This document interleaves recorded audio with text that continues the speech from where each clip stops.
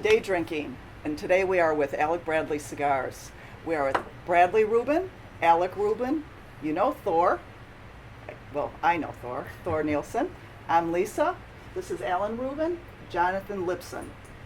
Well, we see a lot of cigars. We have a lot of different pairing options here. So why don't we start, see what you guys are smoking, and let's talk about some of the blends. We have a bunch of expressions from Alec Bradley here, as well as we brought a bunch of expressions from Glenfiddich, so that we could walk you through our pairings and really give you an idea of, the stresses that we have to go through day to day on doing these pairings, smoking a lot, drinking a lot, to really bring it home for you guys. You use the word stresses. Yeah, the stresses. The stresses involved in pairing. Yes.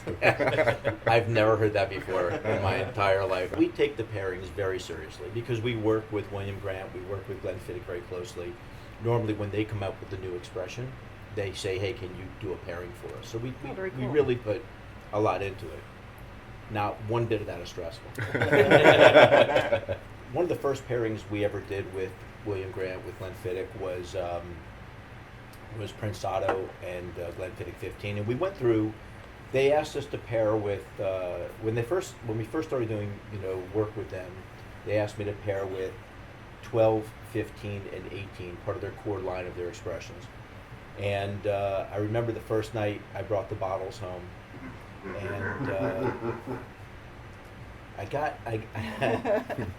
I didn't really understand exactly how to do it, nor did I remember getting back to my bed. Ooh, that was a good night. Yeah, I didn't pick up one cigar. I never opened up 15 or 18. I was pretty done. And then I realized I can't do this and ever get any work done. So You were trying to understand the whiskey. yeah, I mean ultimately Get to know it. I did nosing of the whiskey to understand the elements and what I was getting, and then I did a decent amount of drinking as well, all for understanding purposes only. Mm-hmm.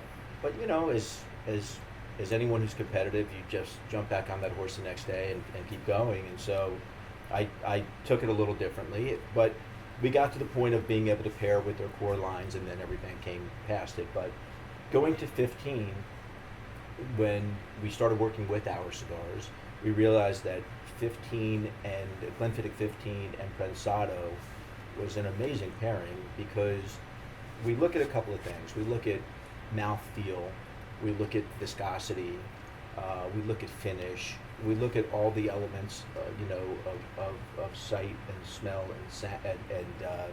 and taste. And what we did was we realized that there's a couple of ways to pair. You can do contrasting flavors, right? You can do complementary flavors. And we found that for the experience of the consumer, the complementary pairings really work well because it becomes a really nice wave of continuous flavors, meaning that the whiskey has its place and then the cigar has its place. And if it's done properly, we believe, and I don't want to speak for Alec or Bradley, Jonathan, but what I believe is that you get this really cool ride of I want more cigar, I want more whiskey, I want more cigar, I want more whiskey, because they're complementary. Sure. So what happens is the cigar will bring out the best in the whiskey, and the whiskey will bring out the best in the cigar. And that's what we've used as our pairing style, I don't know, for the last 6 or 7 years that we've worked with them. Okay. So do you have an idea? So you sat down and you got to really know that whiskey that Correct. night. So when you woke up in the morning, you thought, you know what, this cigar, let me try this one. And then did you go from there? Did you think, that one's just not right, let's go? So Absolutely. there is a specific way in which to do for you. Yeah, what happens is normally, and again, the boys may pipe in on this and how they do it a little bit differently, but what happens is once I get into the whiskey, I did a pairing for one of their limited expressions in their experimental range. I think it was their Project 20.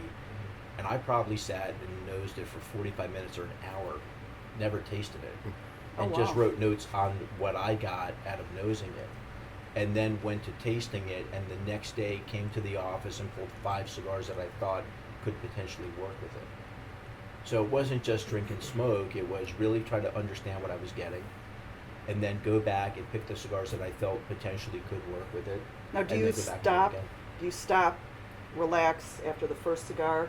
Because after a while, your mouth starts getting a little What happens is what I immediately I look for what are the complementary notes and what are the how does it start? What do you get on the nose? So are you getting sweetness like on the fire and cane, where you get the smokiness on the nose? There's certain things that I look for, and then once I'm in it, I say, well, does that complement? And then do I move forward?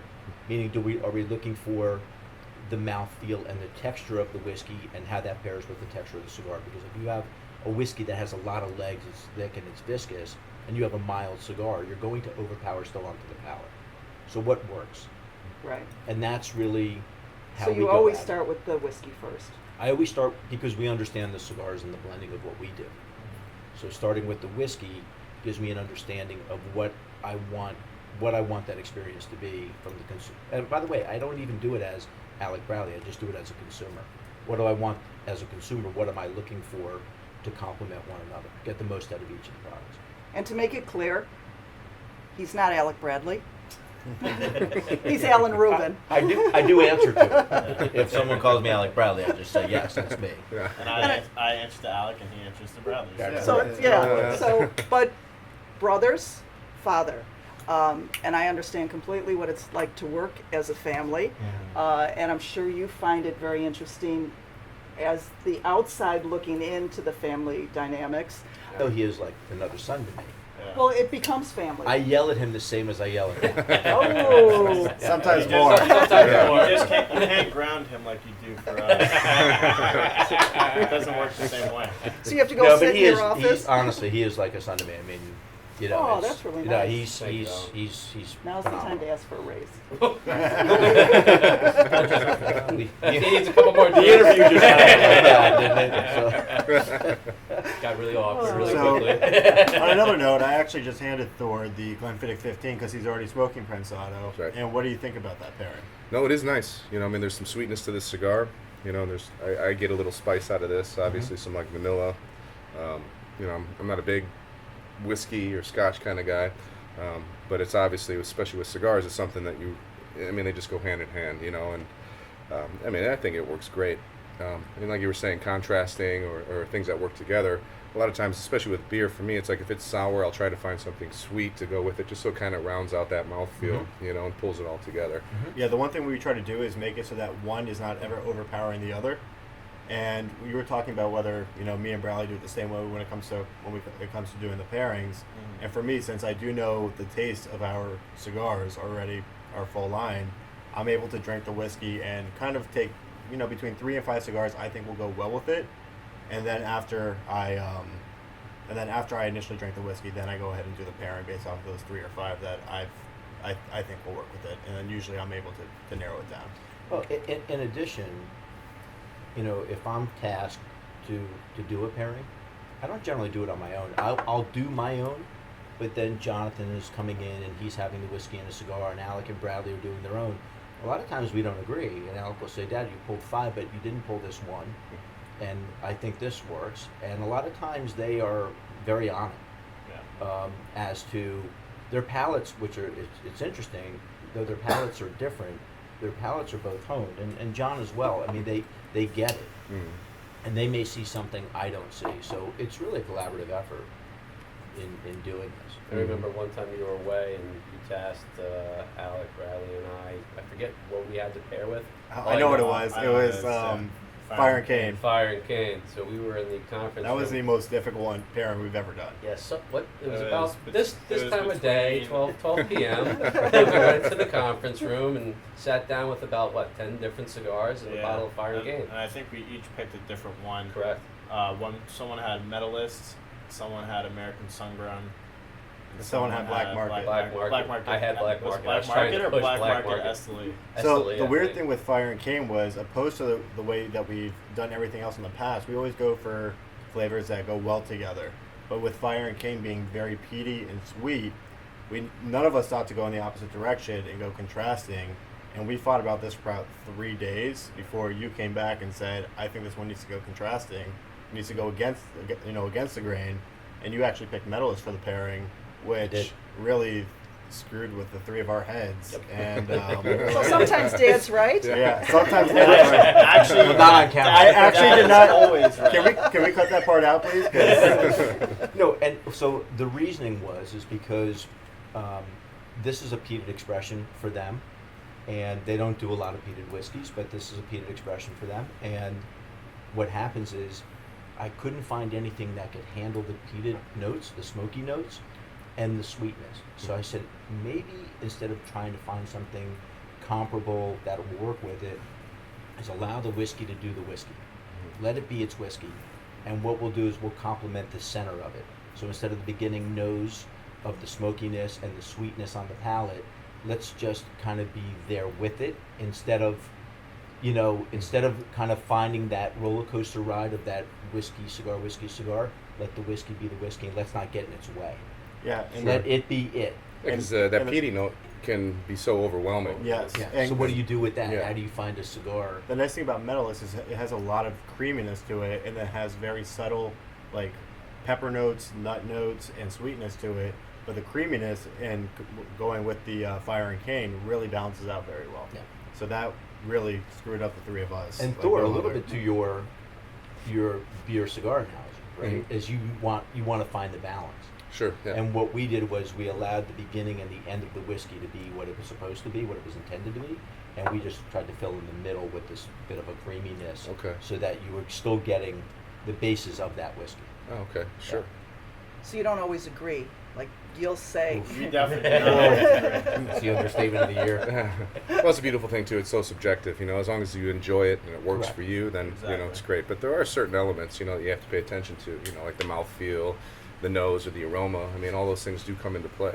You know, so Yeah, I mean, I think if you ask most people in the whiskey business, that are the ambassadors or out there promoting product, and they'll tell you, yeah, there are certain standards, but truly enjoy it the way you want to drink it. That's the way, however works for you is how you should enjoy it. Yeah, because I used to solely just drink whiskey neat, and then one of the ambassadors said to me, "Well, why don't you try a highball, or why don't you try this? I mean, it's also very enjoyable." And I'm like, "What do you mean? I just drink it neat? That's how it's supposed to be." And he's, "No, not at all. Yeah. Drink it how you enjoy it." And again, we're very loyal back and forth with the companies, but I've actually introduced bartenders to making an old fashioned instead of with a bourbon or a rye, is to make it with Glenfiddich 14, which is a bourbon barrel finish. And they're like, this guy Wow. either knows everything or knows nothing. I actually had a server say to me, because their bourbon selection, their American whiskey selection was not great, and I said, I want you to try it with that. And he went back to the bartender. Bartender goes, this guy either knows everything or knows nothing. And they made one for themselves, wow. and they both had it and said, this is pretty good. Now it's on the menu. So It's on the menu. they're carrying The Alec Rubin. Yeah. So look, you don't know, and you never know what the whiskey's going to bring to you. And again, almost like cigars, where it's a lot of the environment, who you're with, what the experience is, as to how you're going to enjoy it as well. They made their own IPA beer solely for the purpose of coating the barrel. And what they did was they let it coat the barrel, let it sit for a while, dumped out the IPA, and then wait, they dumped it? Like, Well, dumped it wasn't. I don't know if it was necessarily Got rid of drinkable. it? Yeah, I don't know if it was necessarily a drinkable IPA, but it was made for the purpose of coating the sea- barrel in a seasoning- certain way, seasoning the wood, okay. seasoning the barrel. And what I've found from the IPA is it actually, from the barrel, is that it actually brings a nice citrusy note to the whiskey, which I absolutely love. And this is part of their experimental series. Okay. And they've done a few other ones like the 14 in the bourbon cask, or the Project 20 Winter Storm. which was done in a it was done with ice wine to coat the barrel for the Winter Storm. But IPA is definitely one of my favorites. And of it gets that Glenfiddich. little that sweetness from the IPA bite. Mm. Oh, on this one, yeah. Yeah, on the whiskey. Oh wow. Yeah. So it's got that little Pass that one bit, over of, here, that Phil. little Phil bit can of try it. This Yeah. that little IPA finish that you get on the beer, you get Sure. on the whiskey. Okay. What are we pairing that one with? I am actually very enjoying it a lot with Blind Faith, because it was with Sanctum in the past, which now I started drinking it with Blind Faith, and I really enjoy that pairing. Well, tell us a little bit about Blind Faith. What is the blend of that? That's a secret. Okay. That's what Tracy it's, No, that's good. I like that. You know, Well, just there smoke we it. go. We have to have faith. we can say it is like ligero. We can kind of go there.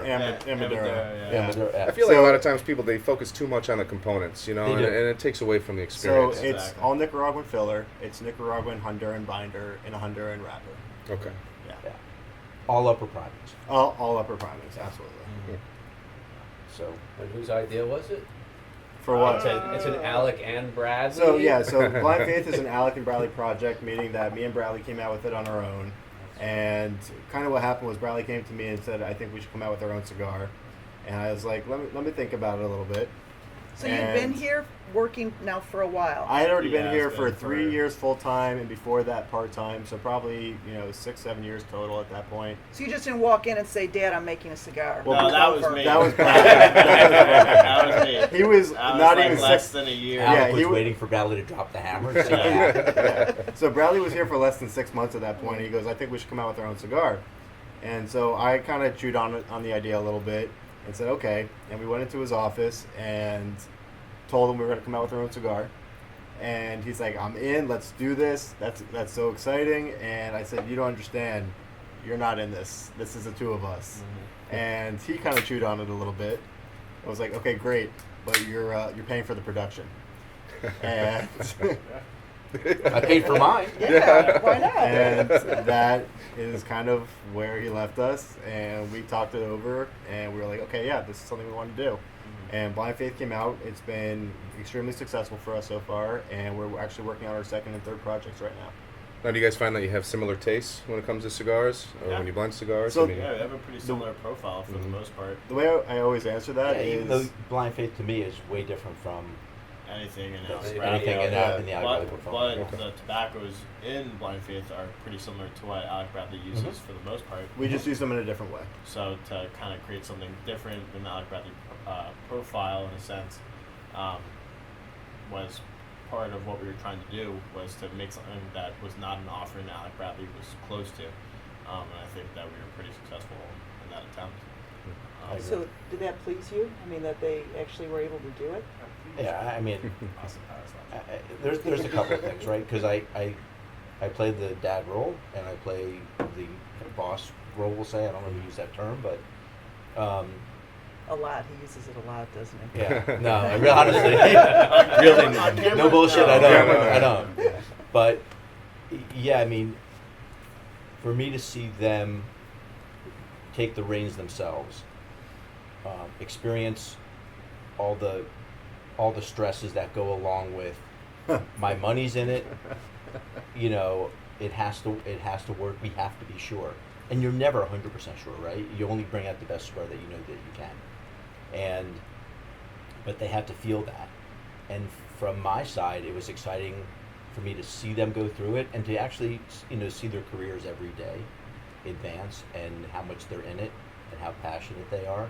Because I told them, and this question generally comes up, but did I push them into the business? And actually, in a lot of ways, I tried to dissuade them from coming into the business because He didn't want to work with us. Truth be told. I can't put them in timeout anymore. But Still feels you could like try it. though. no, I said, look, nobody needs cigars. Everyone needs insurance. So maybe you should go into the insurance business. I said, but nobody wants He insurance. actually said it to Everyone me wants cigars. many times. Right. Many times. So you Well, have you to know decide. how hard it is. I mean, Yeah. this is not an easy industry to be in. So you want them to know, hey, this isn't. You're not going to walk in and just take off. And I do want to say one thing though. Even though it is an Alec and Bradley project, and our father wasn't as involved as he probably would have liked to have been, Jonathan Lipson actually is involved in every step of the process also with the two of us. When it comes to blending, when it comes to artwork, and honestly keeping us on task. That's a big part of it. You Yeah. give me a lot of credit. Yeah, no, it's all true. You got a whip on your What, hip. what they don't know is I use Jonathan to convey my message. Now we do. Now we Oops, the do. cat's out of the No. bag. No, I'll give you an example. They were down to 2 blends, and they came to me and said, Dad, what do you think? And I said, I'm not ready to give you my opinion. I already knew what cigar I liked. out of the two, which one I felt was best. But I said I don't want to be in that position of maybe influencing their decision. And I said, I'm not ready to give it to you yet. When you guys decide what you feel best represents you, let me know. And we were on the same page in terms of what the blend was. So I didn't want to, you know, I'm here to support them. I don't want to get in their way. And there's times I'll tell them, I think there's something is faulty potentially, either, you know, in the marketing or how you want to convey the message. Let's talk about that. But it's their message. It was their blend, their artwork, their packaging, everything. And the only thing I did limit them to was the amount of rollers I would give them. I said, I'm not going to hurt the basis of who we are as a company, so you guys can go do what you want to do. So we limited their production so that we weren't hurting our own productions. And in case it really stunk. And they had, by the way, There is a they had to 50-50 bring chance. that into the equation on how they were bringing the product to market. Right? Because they only had X amount of production, so how could they do things properly? And that was a learning process for them that I got to be involved in. Yeah. And just to talk about the stresses of trying to come out with their own product, like I said, we're working on our second and third project right now. And we had a name, full artwork ready to go, and we were just finishing working up on the blend. And we just completely scrapped the project and started from scratch again. Wow. Because we finished the art, we had the Vista done, we had the, and we Band were done, box finishing up the done. band, everything was 99% there on the artwork. And Bradley came to me and said, this isn't right. Let's Yeah. scrap it and start again. And Oh, we had wow. been working on that already for at least 6 months. Few months, yeah. At least 6 months. And then And they now- call me into the office and they tell me that. And I'm like, No. oh, No. no. I go white. I'm like, okay. We need you to go tell Alan something. John- Yeah, exactly. I'm like, Alan. He's like, just- what do I just- say? I asked John to about wear a it. wire. He's like, think about it, make sure you're positive about it, like read back to your original, statements mission statement of what you wanted to do, and decide if that's the right decision. And So- I did exactly that, and I looked back at the artwork and said, this is just not right. Let's start over. Yeah, it's interesting. So this is where the father role comes in, right, and not the Alec Bradley piece. Bradley came into my office and he shut the door, so immediately I know, yeah, Shit's serious. it's going down. And he looked at me, and I know something's wrong, right? I know my son. I know I'm looking at his face. He hasn't said a word, and he said, "I think we need to scrap the project and head in another direction." And I was silent. I didn't say a word. And there's this moment that I know he's trying to figure out what he's going to tell me, and I said, "Just tell me why." And he was conflicted because he felt it wasn't right, but he didn't know how to tell me that this far into the project, he felt it wasn't what best represented them. And I said, "Man, what a great decision to know that you made it now, before we went into all the artwork production and box production, that if it wasn't in your heart, that you weren't willing to go forward." I said, "Man, what a great decision that you made." Yeah. And that's all he needed, I think, to say, I kind of get this part now. Like, if it's not, if I can't sell it with passion, and if I truly don't believe in everything that surrounds it, it's not going to work. So. And where were you, Alec, during all of this? So- Why did he have to go in Because alone? where we were at that point was Bradley has been handling more of the artwork decisions, as where I've been working with my father and Ralph on a lot of the blending stuff. We both have to agree on the blend before it comes to market, but he's more in charge of the artwork, and he already knew I wasn't in love with the project, of where it was at, and so it wasn't my. He knew where I was at that point, but it wasn't my decision to make, to say we got to start from scratch. That had to come from him. Even for Blind Faith, this wasn't the direction that we always wanted to head in. We were going in a completely different direction, and as we were starting to get everything pulled together, most of my thinking comes as I'm trying to go to sleep, which keeps me up most of the night. And know that. that's when I kind of Takes extra decided time. on the artwork and packaging for Blind Faith, and went in a completely different direction. But it was much earlier in the process and didn't seem as a big deal at the time.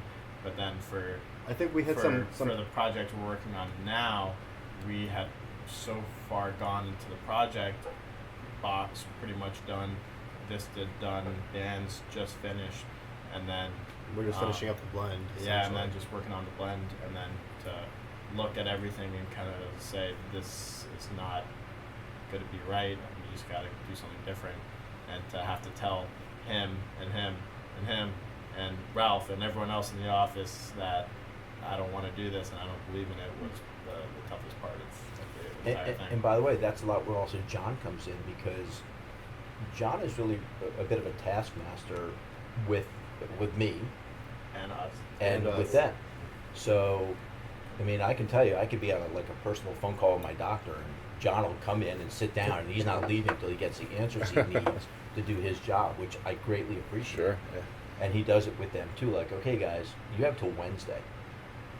And then Wednesday, they're sitting down and getting answers. So he's an integral part of the processes within everything we're doing here in terms of projects and all, The So grease in the wheels, just helping He's keep making it smooth. he's and- making sure we're staying on timelines Mhm. and so an integral part of the process. Nice. So Very cool. Now, who's the beer drinker? Who's the Beer drinker. beer drinker? brown spirits. Brown spirit. Anything brown. No, sorry, whiskey. Whiskey, Scotch, bourbon for him and both of us.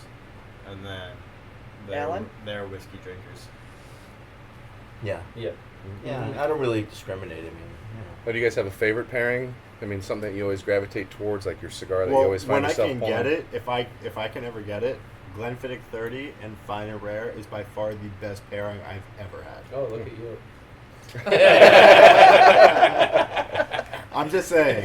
I'm just saying. which proves he has a good dad. Yeah. Because I can't get Glenfiddich 30 for myself. So when he decides to share, and when he decides to share the Fine and Rare, because we don't. Yeah. I think the first time I had Fine and Rare when it came out, I went to a store and bought it. So Oh, wow. Well, yeah. I think the coolest moment that actually all four of us had together was after last IPCPR. It was after the first day. So it was the first day that Alec and I showed Blind Faith. And Dad, you were in Colorado before then. And you were there for a little bit. So before he had even left, he poured a flask of Glenfiddich 30. So that was probably a week or two in advance before IPCPR. And after the first day, us four sat down just in the booth. Everyone had already left, and we passed around. We had no glasses, so we passed around the flask of Glenfiddich 30, and we had Fine and Rares. Very And special. it was moment. Yeah. a pretty great moment for all of us. Yeah, I for the boys to come out with their own line. It was the first day. We finished the first day of the show, and I was like, "This is a moment I think to celebrate, to commemorate, and what better than 30-year-old." I don't know Yeah. if the moment made the pairing better or the pairing made the moment better, but it was. The pairing is damn good. I can tell you. Yeah. I've had it other times. I have not. Yeah, I actually texted the brand manager for Glenfiddich and said, I said, Fine and Rare and Glenfiddich 30 is a moment in life you shouldn't miss. It was that powerful. Wow. I did it. I went out to a friend of mine had called me and said we need to raise money for a children's charity, a one-night event. And he had me coming and the coach of the Texans coming. And so he said, we're going to do like $1,000 a person, 25 people to raise money. And I said, great, I'm in. And I booked the flights, and 10 days before he called me, he said, the coach can't make it. He has OTAs and he can't leave. Oh. So I said, okay, when are you going to reschedule? He's like, no, it's you. And I said, and who? And he said, no, it's you. And they're coming, and they're all going to be here because I've done some work with him before. And the final pairing, and I had a guy named David Allardyce, he runs the whole middle part of the country as an ambassador for Glenfiddich. He's amazing. From Chicago to Texas. Yeah, and he's also a DJ, and the guy is an amazing performer and entertainer.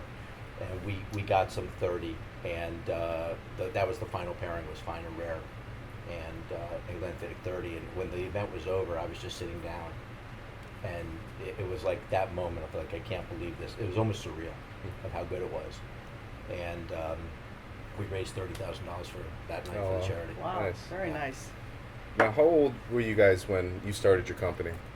I was 4 and he was 1. Okay, wow. So that's incredible. I mean, it must be a really cool feeling to now see them coming up and It doing is. this. Yeah. It is.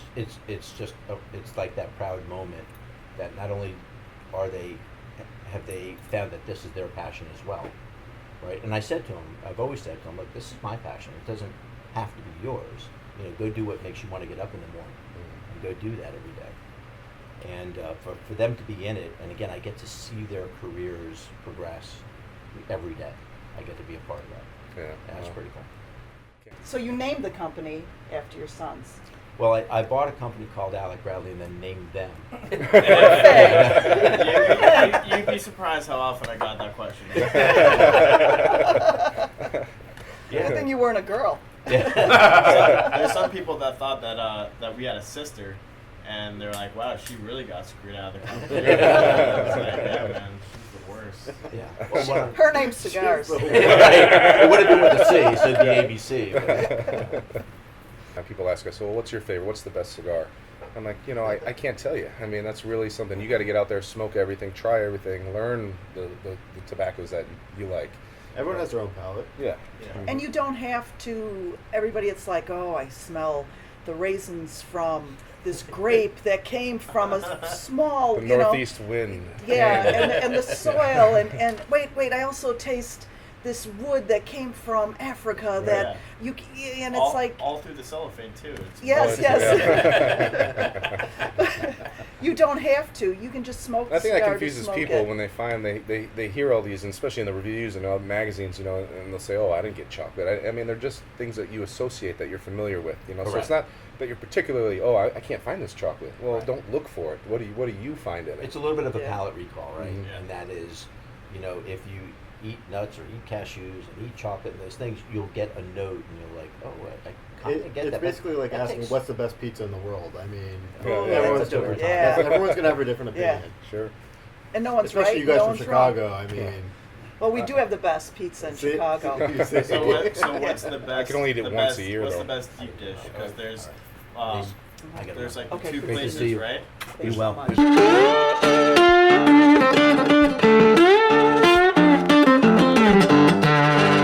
Welcome. We're here drinking. Wait. day drinking. Oh, I knew you were going to make me do that. Welcome. Wait. Ready? Are you? Just continue? No. Yes. Yeah. So we're here at Cigar Press with Alec Bradley. Day drinking, obviously. The problem is you drink too much and it's too hard to get drunk, right? Yes. Yeah, we could have drank coffee today. That Nah. makes sense in the morning. Drinking coffee with manufacturers.